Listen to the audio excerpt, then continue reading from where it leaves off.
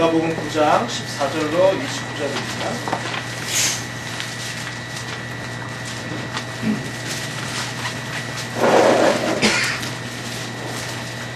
마가복음 9장 14절로 29절까지 한 절씩 교독하겠습니다. 이에 그들의 제자들에게 와서 보니 큰 무리가 그들을 둘러싸고 서기관들이 그들과 더불어 변론하고 있더라. 무리가 곧 예수를 보고 변론하며 그들과 논하노니 예수께서 물으시되 너희가 무엇을 그들과 변론하느냐? 우리 중에 하나가 대답하되 선생님 말 못하게 귀신이 들린 아들을 선생님께 데려왔나이다. 귀신이 어디서든지 그를 잡으면 거꾸러져 거품을 흘리며 이를 갈며 그리고 파리해지는지라. 내가 선생님의 제자들에게 내쫓아달라 했으나 그들이 능히하지 못하더이다. 대답하여 이르시되 믿음이 없는 세대여, 내가 얼마나 너희와 함께 있으며 얼마나 너희에게 참으리요. 그를 내게로 데려오라 하시매 이에 데리고 오니 귀신이 예수를 보고 곧 그 아이로 심히 경련을 일으키게 하는지라. 그가 땅에 엎드려져 부르며 거품을 흘리더라. 예수께서 그 아버지에게 물으시되 언제부터 이들을 경련하라 하시니 이르되 어릴 때부터입니다. 귀신이 그를 죽이려고 불과 물에 자주 던졌나이다. 그러나 무엇을 하실 수 있거든 우리를 불쌍히 여기사 도와주옵소서. 예수께서 이르시되 할 수 있거든 주님하지 말냐. 너희가 능히 하지 못할 일이 없느니라 하시니 고 그 아이의 아버지가 소리를 질러 이르되 내가 믿나이다. 나의 믿음 없는 것을 도와주소서 하더라. 예수께서 무리가 달려와 모인 것을 보시고 그 더러운 귀신을 부르짖어 이르시되 말 못하고 못 듣는 귀신아, 내가 너희에게 명하노니 그 아이에게서 나오고 다시 들어가지 말라 하시매 귀신이 소리 지르며 아이로 심히 경련을 일으키게 하고 나가니 그 아이가 죽은 것 같이 되어 많은 사람이 말하기를 죽었다 하나. 예수께서 그 손을 잡아 일으키시니 이에 일어서니라. 집에 들어가심에 제자들이 조용히 묻자오되 우리는 어찌하여 능히 그 귀신을 쫓아내지 못하였나이까. 예수의 기도에 다른 것으로는 이런 종류가 나갈 수 없느니라 하십니다. 아멘. 아멘. 할렐루야. 아멘. 오늘 본문 말씀 우리가 너무나도 잘 아는 말씀이고 제가 참 많이 설교했던 내용입니다. 오늘 이 말씀을 통해서 여러분과 저에게 주시는 하나님의 음성을 듣게 되시길 주님을 축복합니다. 아멘. 먼저 예수님이 변화산 산상에서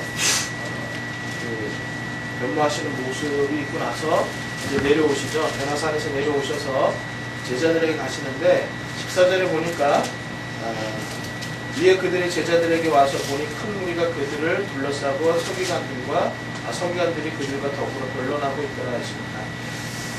서기관이 누구냐? 서기관이 뭐냐면 우리나라에 무슨 그 서기관이라는 그 직급이 있지 않습니까? 우리나라의 그 공무원 중에 그죠? 네. 여기서 서기관은 우리나라 공무원 직급을 생각하시면 안 되고 어떤 사람들이냐면 옛날에는 성경에 인쇄 기술이 없었기 때문에 모두가 다 필사를 했단 말이죠. 손으로 썼단 말이죠. 그래서 그러니까 성경을 필사해서 정리하는 사람입니다. 잘 아시겠죠? 그래서 성전에 녹을 먹는 사람들이고 그리고 또 굉장히 그러니까 성경을 성경 아무나 필사해서 정리시키지 않았단 말이죠. 그만큼 율법이나 이 성경에 대해서 굉장히 존중하고 했던 그런 시절이었기 때문에 이 서기관들도 상당히 어떤 영향력들이 있었고 또 나름대로 이 성경적인 지식이라든지 이런 것들이 그러니까 전문성을 가지고 있던 사람들입니다. 그런데 이 사람들이 지금 누구를 둘러쌌어요? 제자 둘러싸가지고 지금 뭐 하고 있어요? 변론하고 있어요. 무슨 변론을 하고 있는지 모르겠지만 앞뒤 정황을 이렇게 보니까 한 아이의 아빠가 이 간질에 보니까 이제 정황상으로 봤을 때 간질병 같은데 오늘날로 말하면 간질병 환자인 아들을 데리고 와서 고쳐달라 했는데 예수님 안 계실 때 제자들에게 고쳐달라고 했죠. 근데 고침받지 못하는 그런 상태였고 근데 그런 걸로 인해서 이때가 기회다 싶어가지고 서기관들이 막 몰려와서 이제 군중들 앞에서 예수님의 제자들한테 따지고 묻는 거죠. 그러면서 무슨 내용은 제대로 나와 있지 않지만 여러분 여기서 보면 이 서기관들은 작정을 하고 덤벼든 거예요. 누구한테? 예수님의 제자들한테 작정을 하고 덤벼든 겁니다. 뭘 작정을 했을까요? 예수님이 전하는 복음과 예수님의 그 복음의 능력에 대해서 그거를 위해하고 깎아내리려고 하는 그런 생각을 가지고 와서 덤빈 거죠. 그러니까 그러다 보니까 그 서기관들 빗발치는 비난과 야유에 대해서 변명하기 급급했던 모습을 보이는 것이 바로 제자들이었던 것 같아요. 그래서 그런 상황에서 완전히 수세로 몰려있던 이러한 제자들이었는데 갑자기 이제 예수님이 나타나니까 15절에 온 무리가 곧 예수를 보고 매우 놀라며 달려와 문안하거늘 이렇게 이제 되어 있죠. 그래서 이 복음의 권위와 복음의 능력을 무시하고 거부하는 자들, 즉 서기관들을 말하는데 이런 사람들하고 언쟁하는 것, 즉 변론하는 것, 언쟁하는 것, 이것이 과연 현명한 일인가, 지혜로운 일인가 우리가 한번 생각을 해봐야 됩니다. 그래서 여러분 디도서 3장 9절 한번 보세요. 디도서 3장 9절. 네. 디도서 3장 9절을 보십시오.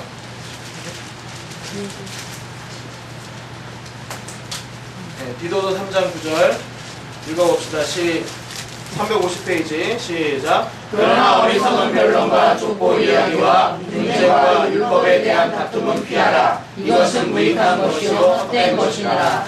아멘. 자, 어리석은 변론, 족보 이야기, 분쟁, 율법에 대한 다툼 이런 것들은 피하라. 이것은 무익하다라고 하는 건데 결국엔 무슨 말이냐면 복음을 받아들일 준비가 되어 있지 않고 열려있는 마음의 문이 열려있는, 그러니까 뭔가 배우겠다, 또 복음에 대해서 궁금하다 이런 사람들한테는 복음에 대해서 설명하고 가르치고 또 거기에 대해서 논리적으로 접근하는 것이 그것이 선하고 바르고 옳은 일이지만, 그러나 아예 귀를 딱 닫고 그냥 기독교에 대해서, 기독교 복음에 대해서, 진리에 대해서 막 폄하하기 위해서 덤벼드는 사람들이 있거든요.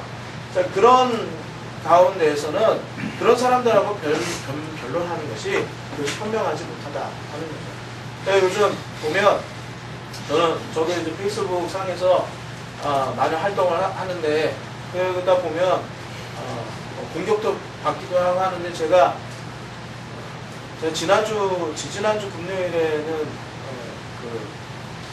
막말하신 목사님들에 대해서 그 기사를 쓴 거를 공유를 했는데 그거 가지고 어떤 분이 자기 이제 도저히 참으면 안 되겠다 해서 저한테 개인적으로 그 쪽지가 왔는데 그런 거 하지 말라고 뭐 이런 식으로 이제 하면서 그래도 예전에 그 정이 있어서 해체를 끊기 전에 자기가 그 예의상 이 얘기를 하고 가야 되겠다 해가지고 보내왔어요. 제가 이제 답을 주려고 했는데 답을 줄 필요가 없다는 생각이 들었어요. 왜냐하면 제가 하는 얘기를 전혀 들으려 하지 않기 때문에 제가 거기에 대고 얘기하면 어차피 이게 말싸움이 될 뿐이잖아요.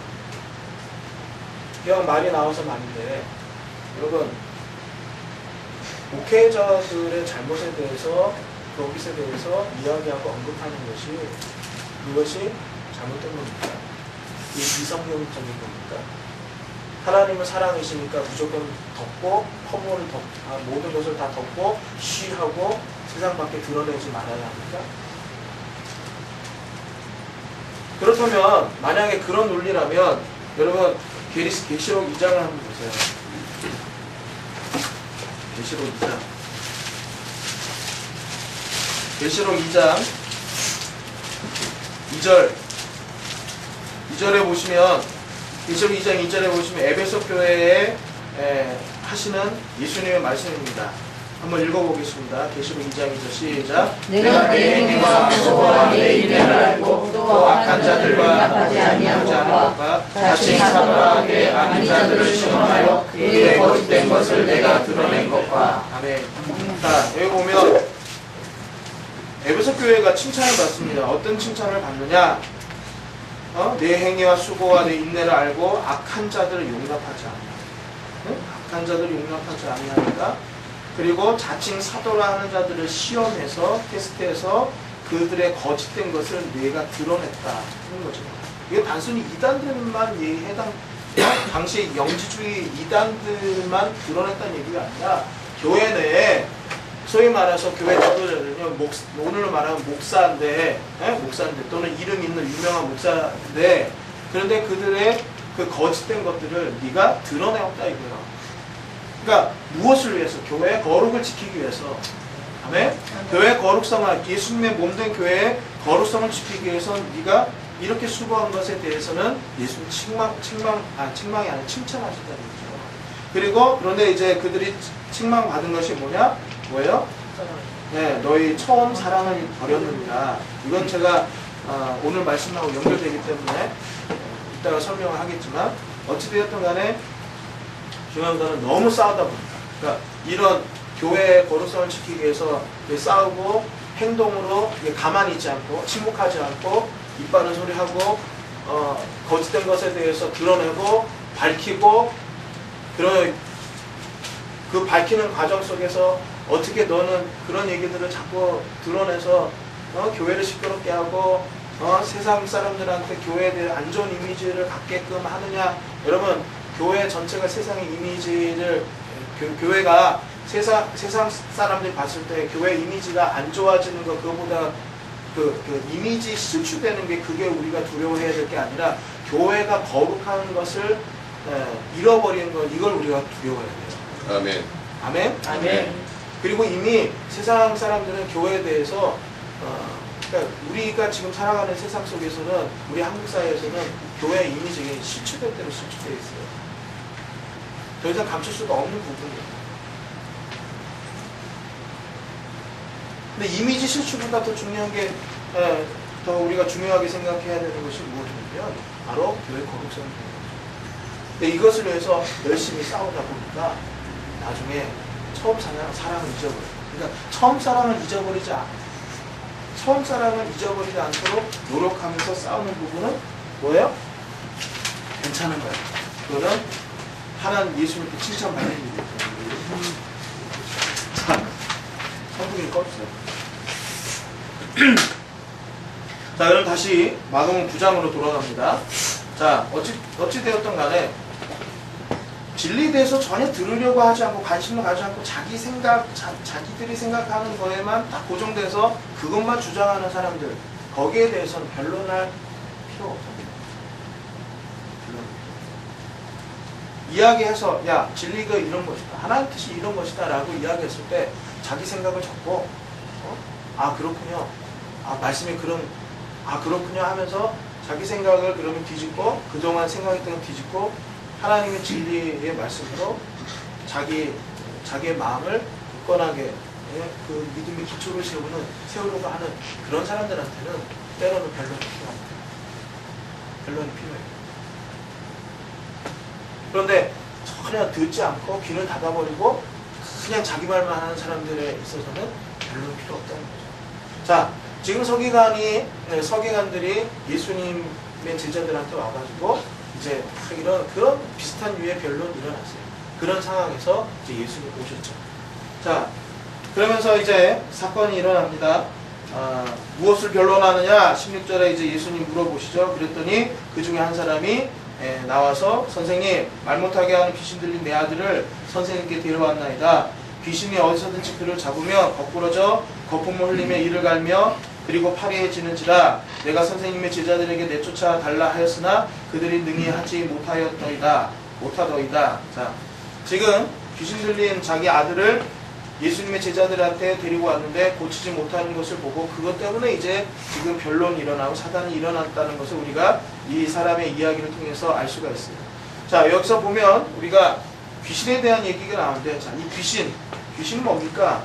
사단의 뿌리를 둔 사단의 졸개들이 귀신 아니에서 성경에서는 우리가 생각하는 귀신, 우리 한국적 정서에서의 귀신은 죽은 사람의 원혼이 부천을 떠든다. 그 죽은 사람의 영혼을 귀신이라고 그렇게 생각하지만 성경에서 말하는 귀신은 그런 게 아니죠. 사단의 졸자들, 그들이 바로 이제 귀신입니다. 결국 귀신이 상징하는 것은 결국 사단이고 악의 축, 악의 근원이죠. 자, 이 악의 근원, 이 귀신이 하는 짓이 무엇입니까? 무엇을 했다고 그랬어요? 먼저 18절에 귀신이 어디서든지 그를 잡으면, 내 아들을 잡으면 귀신에게 붙들리면 뭐가 일어나요? 거꾸러져. 거꾸러진다. 거꾸러진다 세 가지 의미가 있어요. 이 세 가지 의미에서 파생된 말인데 부숴버리다. 그 다음에 소리 지르다. 그 다음에 잡아찢다. 이런 의미가 있어요. 그러니까 이 악한 것들이 하는 일들이 뭐냐? 사람을 부숴버리고 우리의 인생을 부숴버리고. 그래서 여러분 소리 지를 때 우리가 어떨 때 기쁠 때 소리 지릅니다. 기쁠 때 와 좋다 신난다 하면서 제가 머리 노랗게 하고 처음에 집에 갔더니 아이들이 그냥 소리를 막 지르더라고요. 그건 뭐예요? 좋아서 지르는 거지 싫어서 지르는 건 아니겠죠? 근데 보면 여기서 소리 지르다는 건 뭐예요? 싫어서, 놀라서, 무서워서 지르는 비명이죠. 그러니까 사단이 하는 짓이 뭐냐? 귀신들이 하는 짓이 뭐냐? 우리들의 인생에 있어서 비명을 지르게 만든다. 그리고 또 뭐예요? 무슨 뜻이 있다고 그랬어요? 네? 잡아찢는다. 네, 우리 인생을 잡아찢는 거예요. 이런 일들을 일으키는 놈들이 사단이라는 거죠. 그리고 또 사단이 하는 짓, 귀신이 하는 짓이, 귀신이 하는 역할이 22절에도 나오는데 22절 보세요. 22절 같이 읽어봅시다. 시작. 귀신이 그를 죽이려고 불과 물에 자주 던졌나이다. 아멘. 자, 귀신이 하는 역할, 물과 불에 자주 던졌다라는 것은 결국 불과 물은 거기에 우리가 들어가면 죽는 거죠. 죽는 건데 결국 사망에 자주, 그것도 자주 던졌다고 그랬어요. 자주라는 말에 동그라미 쳤어요. 귀신이 하는 역할이 뭐냐? 인간성을 파괴하고 우리의 영과 육을 죽이려고 한다. 그것도 자주, 너무나도 자주. 예수를 믿는 사람이든 안 믿는 사람이 어떤 사람이든지 간에 귀신이 하는 역할들이 바로 이런 거는 잡아찍고 파괴하고 인간성도 파괴해버리고 인격도 무너뜨리게 만들고 도덕도 윤리도 무너뜨리게 만들고 결국은 영과 육을 죽여서 멸망시키려고 하는 것이 바로 사단이 하는 거예요. 이번에 좀 안타까운 얘기들인데 이번에 세월호 사건을 이 참사를 가지고 하나님 우리나라의 어떤 그 아이들을 희생시켜서 그래서 우리나라에 기회를 주시기 위한 뭐 하나님 뜻이다 뭐 이런 식으로 얘기하는 얘기가 있다고 하는데 여러분 하나님이 이런 일 하십니다. 하나님이 세월호 참사 같은 일을 일으키세요. 절대 하나님 하십니다.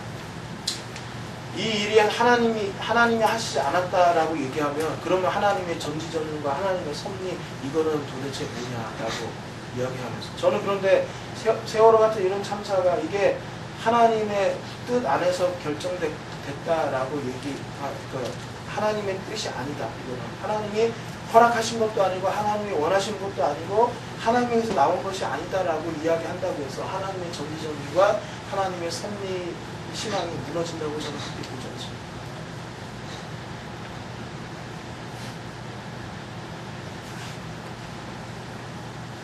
우리가 잘못 알고 있는 생각들이 이 신앙의 상식들, 신앙의 상식들, 잘못 알고 있는 신앙의 상식들. 인생의 모든 기록도 하나님께서 허락하셔야 이루어진다. 아니라 인생의 비극이 하나님이 우리를 우리한테 회개할 기회를 주시기 위해서 하나님 우리 아들을 데려가고 딸을 데려가고 그렇게 하는 게 맞아요? 제가 믿는 하나님은 그런 하나님. 성경에서 말하는 하나님도 그런 하나님 아닙니다.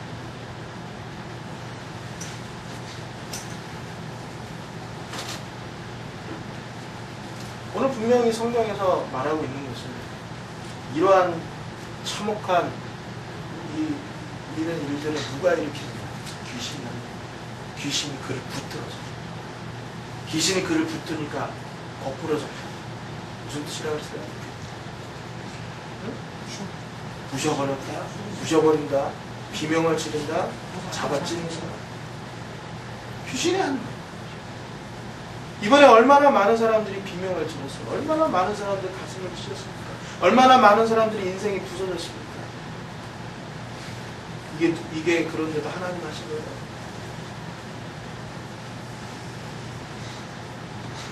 하나님 그렇게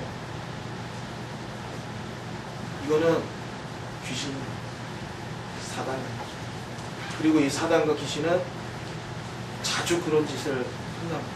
지금도 호시탐탐 삼키자를 두고 다니며 찾고 잡아서 흔들어서 우리 인생을 파괴하고 하나님의 아름다운, 여러분과 저는 하나님의 아름다운 자녀들이잖아요. 그죠?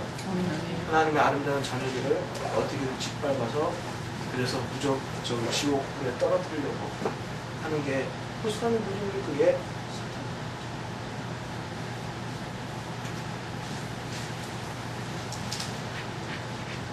아이 아빠가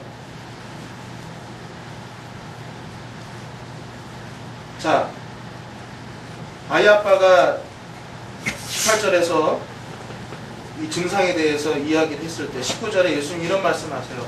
믿음이 없는 세대여, 내가 얼마나 너희와 함께 있으며 얼마나 너희에게 참으리요 그를 내게로 데려오라. 아멘. 믿음이 없는 세대여 라고 말씀하셨는데 이 믿음이 없다는 것은 믿음이 전무하다, 믿음이 전혀 없다 그 얘기가 아니고 여기서 믿음이 없다라는 것은 믿음이 약한 상태를 말합니다. 믿음은 있긴 있어. 예수 그리스도를 믿는 믿음, 예수 그리스도가 예수님이 그리스도라는 거, 예수님이 구원자이시라는 거, 예수 그리스도를 통해서 하나님께 나아간다는 거, 이거는 믿어. 그런데 믿음의 이 수준이 얕아, 작아.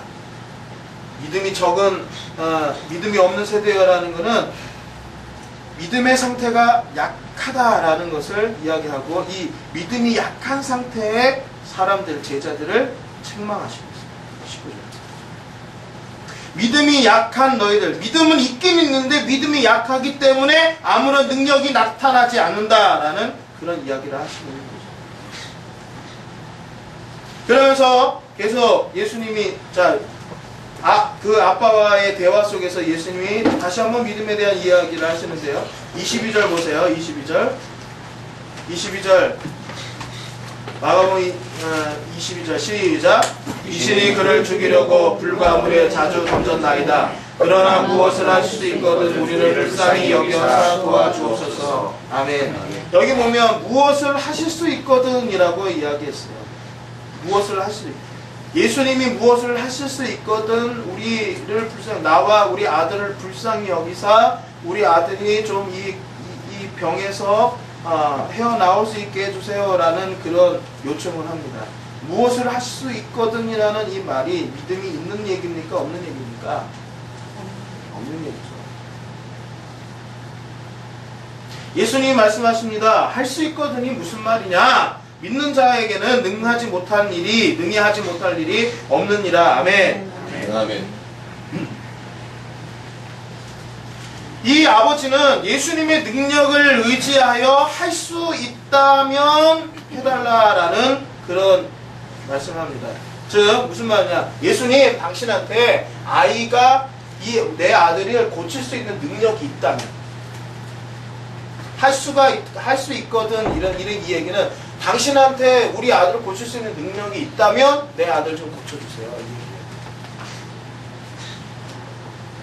당신한테 그런 능력이 없다면 나 그냥 깨끗하게 물러가겠습니다 하는 그런 의미도 있는 거예요.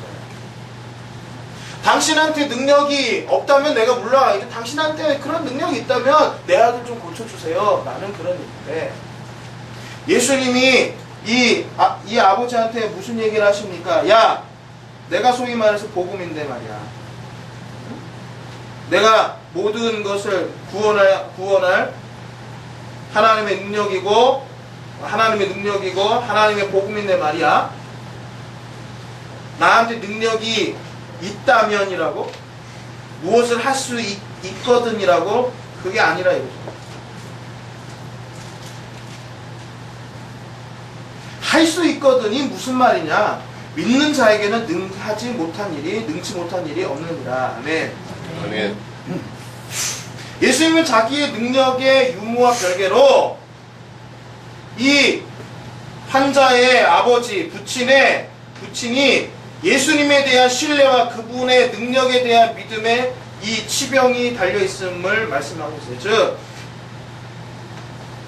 예수께서 반드시 내 아들 치료해 주신다. 예수님 당신한테 그 능력이 있냐 없냐, 있으면 고쳐주고 없으면 내가 물러가겠다, 이게 아니라 예수한테는 반드시 이런 능력이 있다. 고로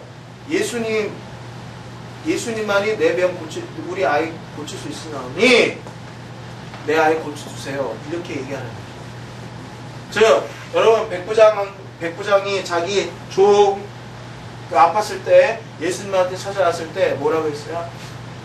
내 종 좀 고쳐주세요 라고 했을 때, 그래, 너네 집으로 가자 그랬죠?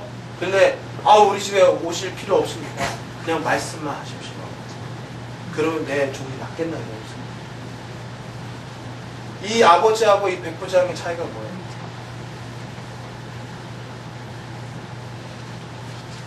이 백부장은 그 예수님에 대해서 전적인 믿음이 있어요.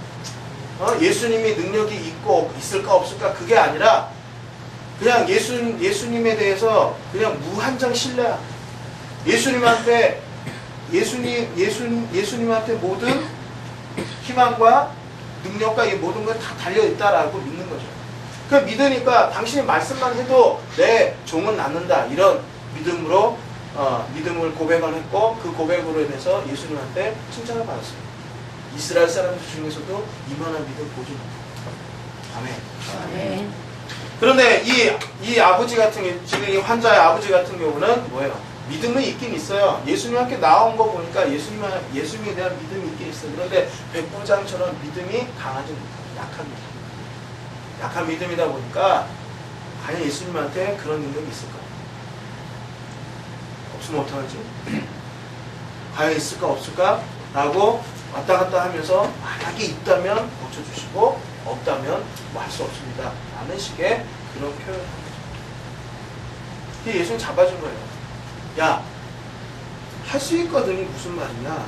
믿는 자에게는 능치 못한 일이 없느니라. 네가 나한테 나왔는데 저 예수가 우리 집에 우리 아들의 모든 문제를 해결해 준다라는 그런 분명한 확신을 가지고 나한테 다가왔을 때 그 믿음이 너를 구원한다 하는 그런 이야기를 일러주신 거죠. 자, 그 말을 던졌을 때, 예수님이 그 말을 던졌을 때 이 아이의 아버지의 마음에 큰 확신이 왔어요. 그래서 24절에 뭐라 그럽니까? 그 아이의 아버지가 소리를 질러 이르되 내가 믿나이다. 나의 믿음 없는 것을 도와주소서. 아멘. 여기서 나의 믿음 없는 것은 믿음이 전혀 없다는 얘기가 아니라고 그랬어요.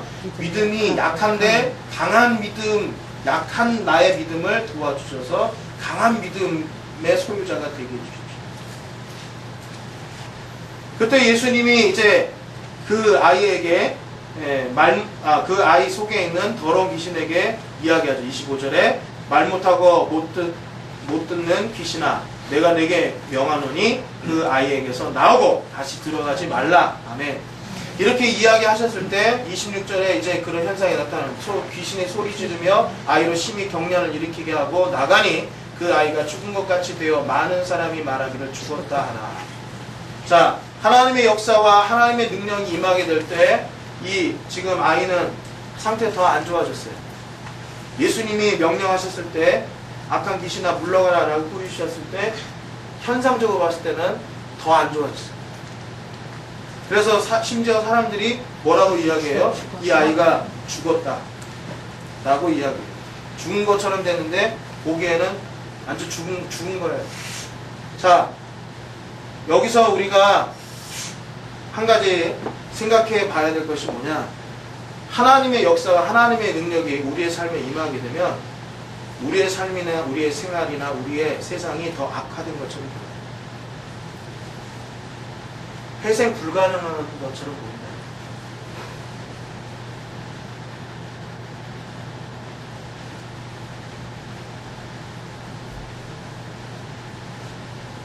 이 아이가 어쨌든 이 아이를 데리고 온 아버지, 그 아버지의 믿음이 바뀌었어요. 예수님 말씀을 듣고 믿음이 강해졌단 말이에요. 강한 믿음의 소유자가 되면서 그러면서 예수님의 그 선포가 있었고 그러면서 아이에게서 뭐가 나가요? 귀신이 나가요. 근데 귀신이 나갈 때 그냥 나가지 않고 조용히 나가지 않고 아이를 완전 혼절해서 죽은 것처럼 그렇게 만들어 놓고 나갔거든요. 딱 봤을 때는 죽은 것 같아요. 상황이 더 악화되는 것처럼 그렇게 보여요.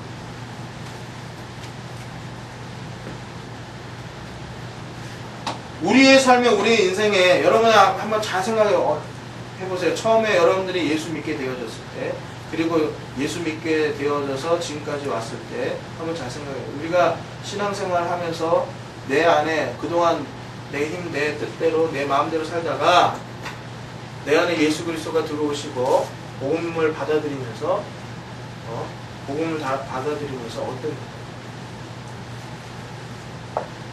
실은 더 힘들고 그전보다 더 힘들고 더 어렵고 더 아프고 신앙생활 괜히 시작했다라는 후회가 들 정도의 그런 시험이 오기도 하죠. 예를 들면 11조 생활을 시작하게 되면서 물질적으로 더 어려움을 겪은 분들도 있고요. 이래저래 많잖아요. 그래서 여러분 중에 아마 지금 여기 앉아 계신 분 중에 신앙생활 괜히 시작했다라고 그렇게 생각했던, 한 번이라도 그렇게 생각했던 적이 있었을 거예요. 그죠? 수아씨? 딴 것도 해야 돼요. 차영씨, 그죠? 최근에 그런 생각이 똑같이 아니야.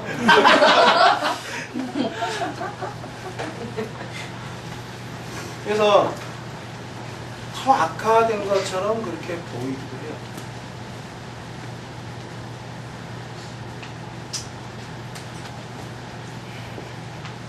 지금 우리 교계도 보면 답이 없잖아요. 한국교회도 보면 답이 없고 답답하고 가만히 계시면 좋은데 양원까지 일삼으시고 그 다음에 또 세월호 참사 이런 걸 보면서 무능한 정부와 그리고 대책 없는 모습들 그리고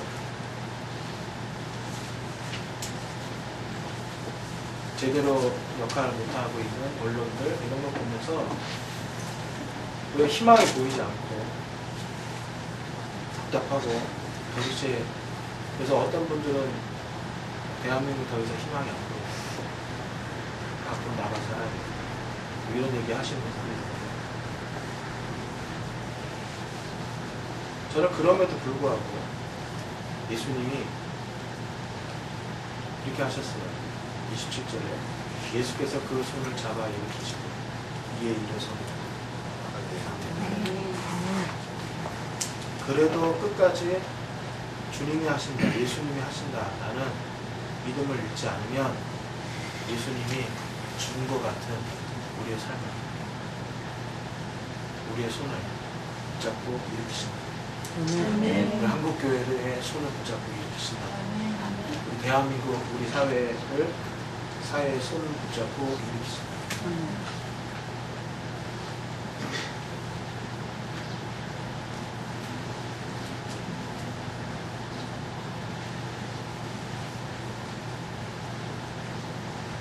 29절에 이제 제자들이 이제 어쨌든 죽은 아이가 죽은 것처럼 된 아이를 잡아 일으키시니까 일어났어요. 그래서 이제 축제가 벌어졌죠. 그리고 나서 집에 들어가셨을 때 제자들이 묻죠.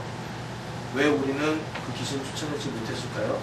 라고 얘기했을 때 예수님 뭐라고 얘기하십니까? 기도 외에 다른 곳으로는 이런 종류가 나갈 수 없다. 기도만이 가능하다라는 이 말씀을 하시는데 우리는 이 말을 이렇게 보통 생각을 해요. 귀신이 쫓아나가는 것 같은 그런 초자연적인 역사와 능력이 나타나면 항상 기도는 초월적인 역사가 나타나는 데 있어서의 중요한 도구다. 이렇게 우리가 생각을 하는데, 저는 여기서 우리가 보통 이 본문을 가지고 이렇게 생각을 할 때가 많이 있어요. 근데 우리가 좀 한편으로 기도의 본질에 대해 다시 한번 생각을 하면서 이 말씀을 재해석해보자. 기도 외에는 이런 일로 나갈 수 없다 라는 말입니다. 기도의 본질은 뭡니까?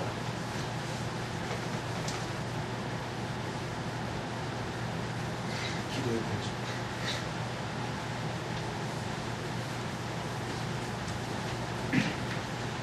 기도의 본질이 뭘까요?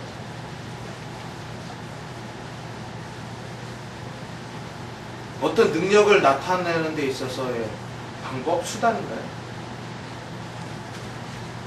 기도의 본질은 하나님하고 나하고 바른 관계입니다. 하나님에 대한 바른 신앙을 갖는 그런 태도, 자세, 이 기도예요.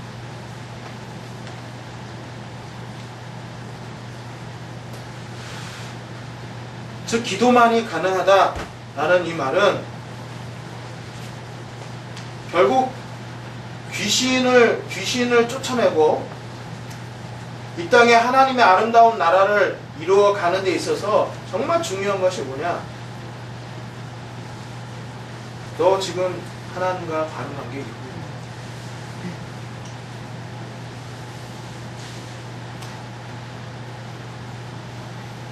우리는 복음의 정신을 압니다. 복음의 정신, 신년 정신이고, 신년 정신이 뭡니까?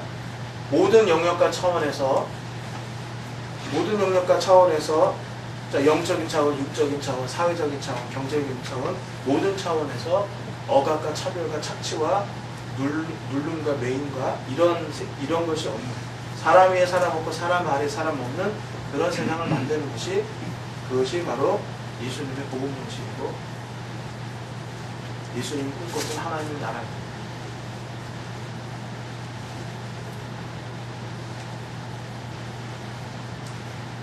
그래서 우리는 그런 관점에서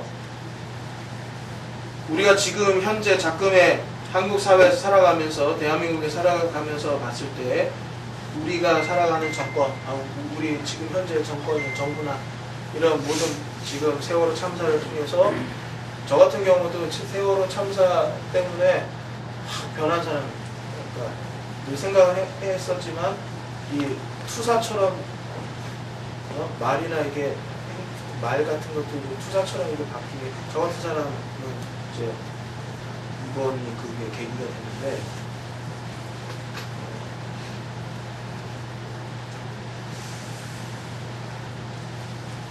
하나님 나라의 그 관점에서 봤을 때 정말 우리 사회 부조리하고 정말 문제가 많죠.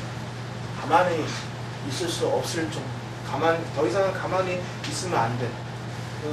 그런 세상에 지금 우리가 살고 있음을 이런 세월호 참사를 통해서 깨닫게 되어졌죠.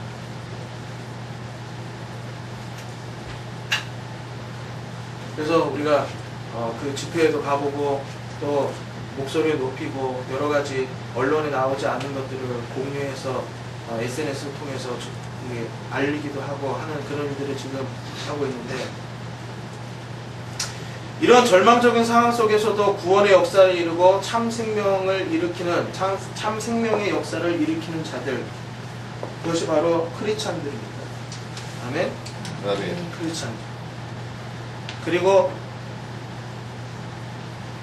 잘못된, 정말 아나우를 만든, 아나우가 뭐예요? 가난한 자죠. 가난한 자. 예수님 그토록 해방시키려고 했던 영적으로나 모든 차원에서 가난한 자, 그 아나우들을 자유케 하고 해방케 하는 데 있어서 지금 우리가 힘이 안 되니까 우리가 가진 힘에 따라서 어떤 사람들은 SNS를 통해서 소리를 높이기도 하고 어떤 사람들은 지금 현재 시위 현장에도 가기도 하고 그렇게 하면서 내 삶의 영역과 그 한계 속에서 어쨌든 이렇게 싸우고 있는데 특히 크리스찬들 우리 크리스찬들 안에는 뭐가 있어요? 예수가 있고 구원이다. 예수가 계시단 말이죠. 그리고 우리는 그걸 믿어요. 예수가 희망이다. 예수가 진리다. 아멘. 예수가 복음이다. 아멘. 예수에게 모든 그 열쇠가 달려있다는 우리 믿잖아요. 여러분 정말 믿어요? 개인 가정의 가정과 개인사와 자기 가정의 삶에 대해서는 예수가 길이요 진리요 생명이라는 걸 믿는데 이 땅에 예를 들면 대한민국에 또 한국 교회에 예수가 희망이다. 예수님이 길과 진리요 생명이다. 예수님이 예수님 분명히 우리 교계를 정화시키실 것이고 우리 대한민국을 정말 살기 좋은 나라로 안하고 없는 세상으로 만드실 것이다 라는 거기에 대한 믿음이 있나요?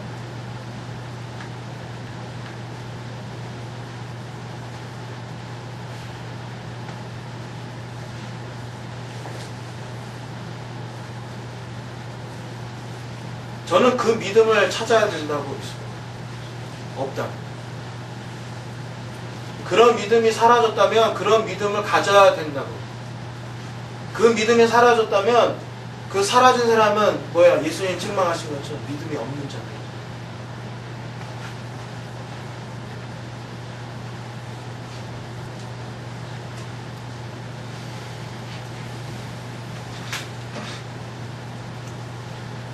그런 믿음의 사람, 여러분 예수님이 이런 이적을 행하셨을 때, 이 이적을 행하셨을 때 아이 아버지의 믿음에 대한 얘기를 하셨어요.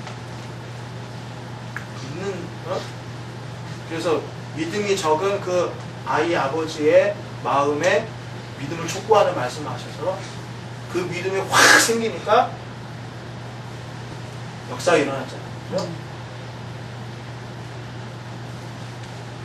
우리가 한국 교계와 그리고 우리 대한민국과 이런 세상을 봤을 때에도 역시 마찬가지예요. 개인적인 차원에서만 예수님을 바라볼 것이야. 이런 교계나 사회나 이런 부분에서도 결국은 세상이 그렇게 악하고 깜깜하고 절망스럽고 답답하고 답이 없어 보인다 할지라도 그래도 이 세상이 예수께로 바뀌는 것에 대한 분명한 믿음과 확신을 갖고 있어요. 그 믿음을 갖고 있는 사람들이 한 사람, 두 사람, 세 사람 모일 때 세상이 바뀌는 거예요.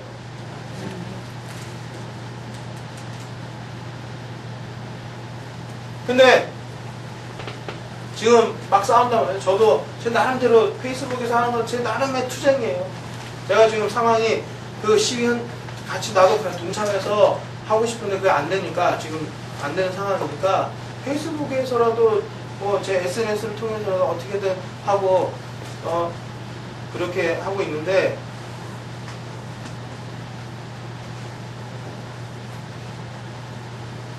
우리가 이런 정말 하나님의 정의와 하나님의 공의가 하수같이 흐르는 이런 세상을 우리가 만드는 데 있어서 우리가 오떡이어에서 또 아지트에서 부터 해가지고 이렇게 사역을 하고 있고 우리가 주중에 또는 주말에 우리 불기둥 가족들이 같이 함께 힘을 쓰고 있는데 어찌됐든 크든 작든 그 대상이 대한민국이든 아니면 오이도 아니면 우리 가정이든 여러분 대상이 크고 작은 걸 떠나서 중요한 거는 여러분 안에 있는 믿음이에요.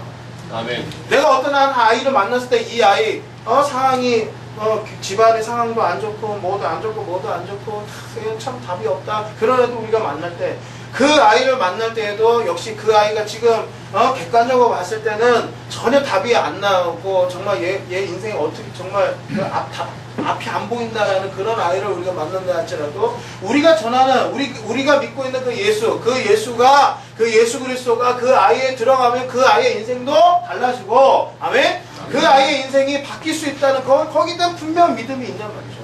그 믿음 없이 아유 불쌍해서 어떡하나, 아이고 힘들어서 어떡하나 그렇게 생각하면 그런 사람들, 그런 마인드, 그런 믿음의 상태에서는 여기서 우리는 하는 일이 헛것이 된다.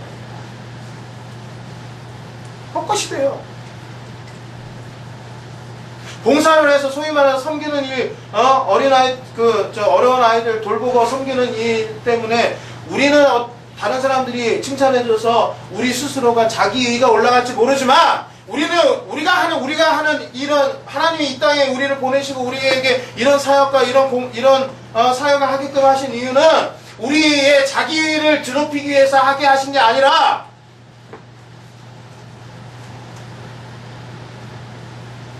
복음의 능력이 아이들, 인생들, 가정들, 그리고 이 사회에, 우리가 살고 있는 이 지역사회에 복음의 능력이 정말 그 복음의 말로만 복음이 아니라 실제적인 능력이 되도록.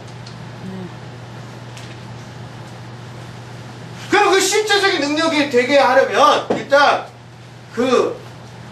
사역하는 사람들, 일하는 사람들이, 섬기는 사람들 안에 먼저 그 믿음이 있어야 된다는 거예요.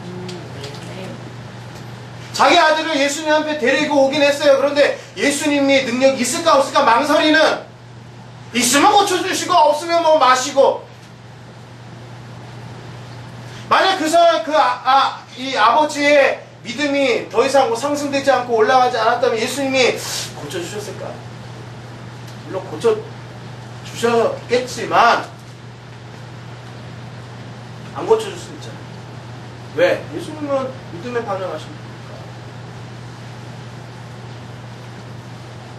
그건 모르겠고 어찌되었든 간에 중요한 거는 아버지의 믿음이 강해졌어요. 강해지니까 역사가 일어났다.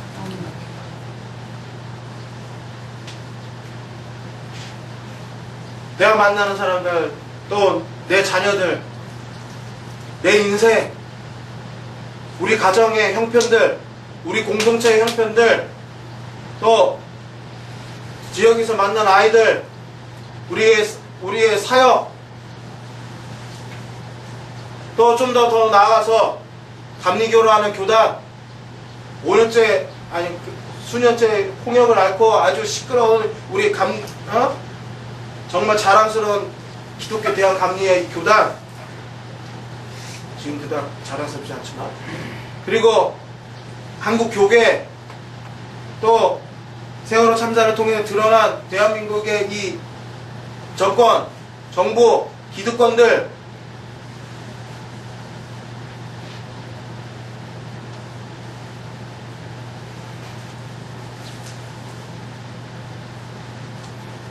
아무리 절망스럽고 답이 안 보이는 대상이라 할지라도 복음을 한다니까요. 복음 변화시킨다고요. 아멘. 그게 2000년 기독교 역사에서 드러나고 증명됐어요.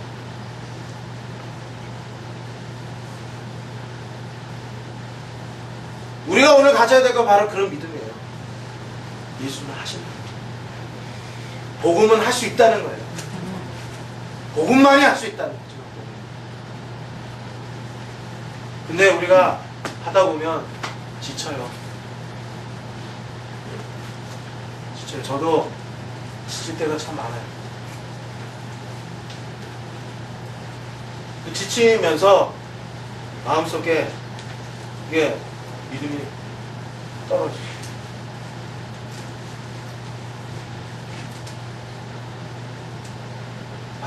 답이 있어야 돼. 이게 계속 이렇게 해야 돼? 이런 생각 들 때 있어요. 변하지 않는, 변하려고 하는 의지도 안 보이는 그런 사람들 보면서 내가 더 이상 언제까지 이렇게 해야 되나? 이 시간 낭비 아닌가? 내 인생 낭비하는 거 아닌가? 이런 생각 들 때 있어요.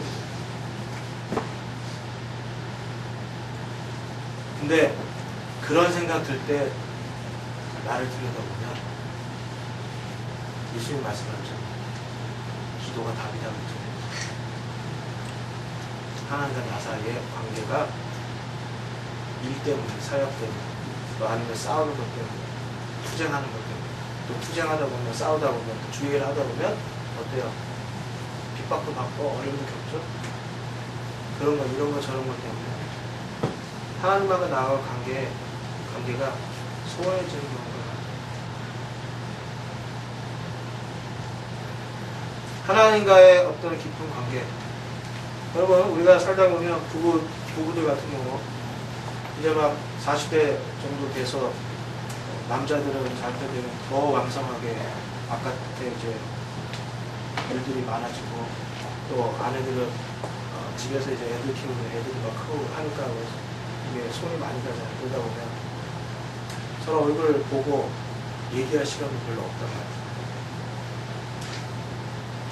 그렇게 되면 어떻게 돼요? 부부관계 소원해지죠.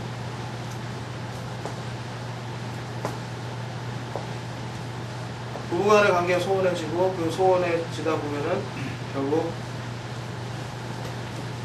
온전한 가정, 아름다운 가정, 화목한 가정 가기 쉽지 않아요. 마찬가지. 우리가 주님의 일이라고 열심히 뛰다 보면, 여러분 가정에서 아빠의 일, 엄마의 일, 즉 아내의 일, 남편의 일이 다 뭐예요? 가정을 위한 일, 가정을 위한 일로 열심히 뛰다 보면 서로 대해서 소원해지죠. 아들, 딸들한테 소원해질 때가 있습니다. 아빠가 열심히 밖에 나가가지고 정말 치사하고 더러운 일들 겪어가면서 돈을 열심히 벌고, 돈 버는 일이 결국 내 가정과 내 아이들을 지키고 또 키우는 데 있어서 도움이 된다는 생각을 그렇게 해요.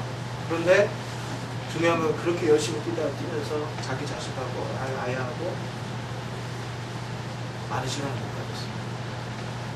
그게 소원해졌어요. 점점 그렇게 되다 보면 점점 거리감이 생기고 뭐가 되고 오해가 발생하는 경우도 때로는 서로에게 본의 아니게 상처를 주기도, 그 상처가 또 누적이 되고 결국은 서로 돈을 돌리게 됩니다. 하나님과의 관계도 마찬가지예요. 열심히 살아가 열심히 기도, 열심히 주를 위해서 한다고 하는데, 그러다 보면 하나님의 관계가 소원해져요.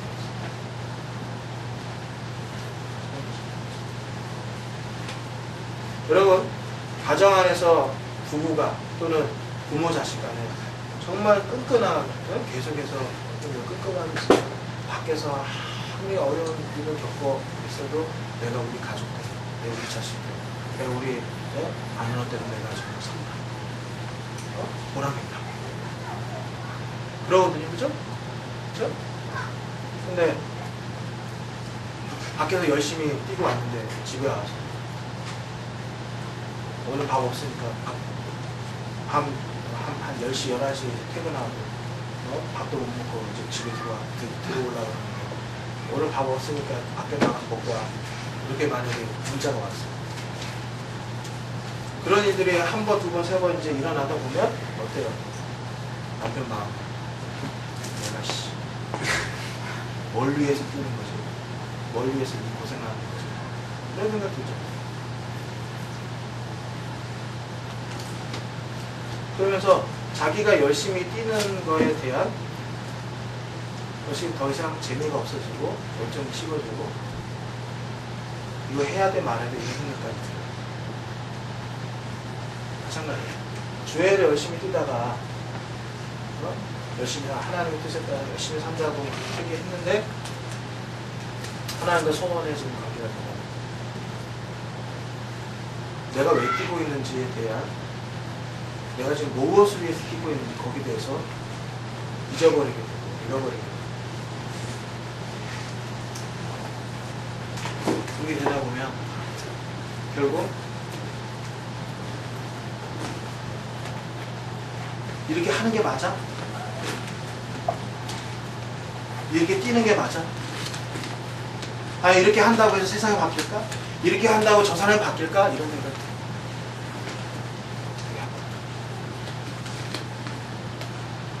어차피 아까도 환경과 이런 거에 불하지 않고 기뻐하고 그런 찬양 우리가 했는데, 세상을 바라보면 기뻐할 게 하나도 없고 답이 보이지 않아요. 이 세상에 그 사람은. 그래서 그런데 우리에게 오로지 기쁨을 주시고 만족을 주시고 살아갈 용기와 희망을 주시는 분은 세상이 아니에요. 환경이 아니에요. 하나님이죠. 아멘입니까? 아멘 되세요? 하나님께 집중합니다. 아까 계시록 2장에서 에베소 교회 책망받았죠. 열심히 주님을 위해서 교회 거룩함을 지키기 위해서 애를 썼는데 거기에 너무 소진하던 하나님 안에 그가 소원을 했어요. 그러다 보니 뭘 잊어버렸어요. 첫사랑이 뜨거워서.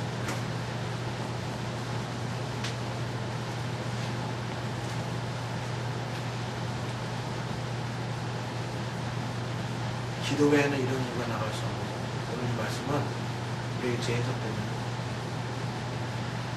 첫사랑이 뜨거워져. 첫사랑이 뜨거우면 다시 사랑해.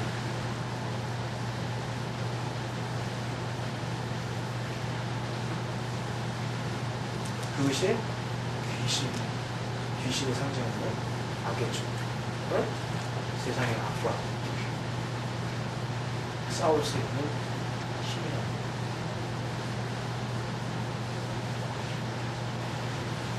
오늘 말씀을 통해서 하나님이 저에게 또 제가 여러분들한테 드리고 싶은 말씀은 우리가 이럴 때일수록 하나님과 나와의 관계를 바르게 하자. 아멘? 아멘. 하나님께 내가 혹시 소원케 해드린 게 있나? 소원하게 해드린 게 있나? 그리고 또 한 가지는 세상에 그 어떤 사람들, 어떤 단체든 뭐 무엇을 보더라도 우리가 답이 없어 보인다 할지라도 그러나 우리가 믿는 예수 그리스도가 유일한 답이고 유일한 길이고 진리고 생명이고 그 믿음을 굳건하게 하자는 거죠. 아멘.